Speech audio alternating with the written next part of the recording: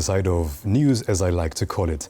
Now, World Football Governing Body FIFA has formally rejected the process used by a section of the Football Kenya Federation National Executive Committee to force President Hussein Mohamed and other federation officials including Acting General Secretary Dennis Gisheru and nominated NEC member Abdullahi Yusuf Ibrahim to step aside, citing violations of the FKF Constitution. In a communication addressed to FKF National Executive Committee members, FIFA said the federation had failed to provide sufficient evidence demonstrating that the actions taken complied with the procedures set out under Article 41 of the 2017 FKF Constitution.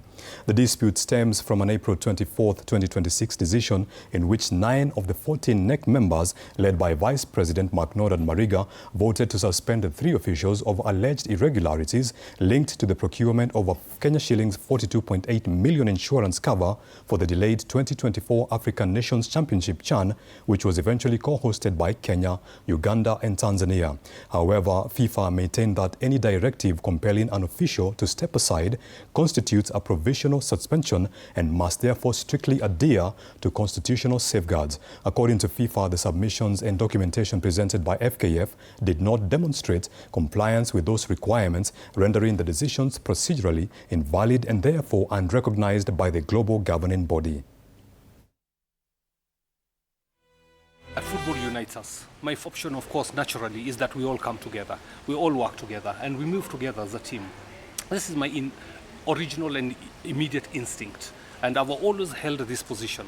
We need to move as a team and we need to work together. Everybody, the entire ecosystem of football. I cannot succeed in isolation. That one is for sure. But at the same time, we have to have aligned interests in whatever it is that we do. So for me, my position is clear. We need to move as a team. We need to work as a team. And we need to adhere to rules and regulations. And if anybody is disgruntled about anything, there's due process that must be followed. There's the courts.